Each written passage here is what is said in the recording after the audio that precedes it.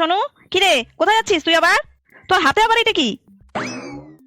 পূজা জানো, পাশের বাড়ি আছে না, পাশের বাড়িতে পায়েস রান্না করেছে। হ্যাঁ করছে তো করছে, তাতে তোর কি? আরে পূজা জানো তো, আমি না ওদের বাড়ি 3 বার গেছি। কেন? আরেকবার যাই দেখি, দিলে দিবে, না দিলে না দিবে। কি দিবে তোকে? আরে পায়েস পায়েস। আর যাব না, আমার অত নখ নেই বাবা। না না, এটাকে লোভ বলে নাকি? 3 বার গেছিস দেয়নি, এখন আরেকবার যাচ্ছিস তাই তো? আরে দাঁড়াও দাঁড়াও, একটু পরে কথা বলি, তাড়াতাড়ি যাই, তা না হলে ওরা সব খেয়ে ফেলবে। ভগবান, তুই যদি এখান থেকে একটা পা নড়িস না না, তোর ঠাটায় একটা কানে নিচে বসাবো বুঝছিস? আর তোর মাকে গিয়ে এখন বলবো আমি সব কথা। দাঁড়া, বাড়িতে মানে কিছু খাইস না না? এই শোন শোন, আয় চল একটা গল্প বলবো তোকে। ঠিক আছে। জানিস একটা দেশে একটা চাপ। তুমি গল্প জানো? কোনদিন গল্প বলেছো যে জানবে? না, আমি কোনোদিন গল্প বলিও নাই আর কোনোদিন শুনিও নাই, আমি জানিও না। তুই বল একটা। একটা না চাঁদ মামা ছিল।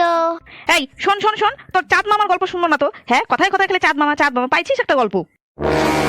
চুপ, আবার মুখে মুখে কথা বলছি না, মুখে মুখে কথা বলবে না, খালি কথা মাঝখানে হাত ঢুকিয়ে দেয়। বসে না কিছু না, বেশি কথা। আচ্ছা বল শুনি। চাঁদ মামা একটা গরু ছিল। ও তাই নাকি? আমি তো জানিই না চাঁদ মামা আবার গরু কবে থেকে ছিল।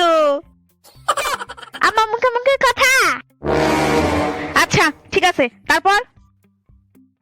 গরুটা চাঁদ মামার সাথে থাকতো। তারপর? আরে বলছি তো, তস হয় না। এই তো বললো, শুনবে না, এখন তারপর তারপর করে যাচ্ছি। আচ্ছা ঠিক আছে, আর বলবো না কিছু, বল।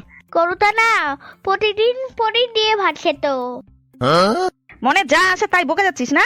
চুপ। একদিন গরুটা খেলতে খেলতে চাঁদ থেকে মাটিতে পড়ে গেছে। উমা, তাই নাকি? তারপর? চাঁদ মামা গরুটাকে খুঁজতে খুঁজতে পাগল হয়ে গেল। আচ্ছা তাই নাকি? আর গরুটার কি হইলো?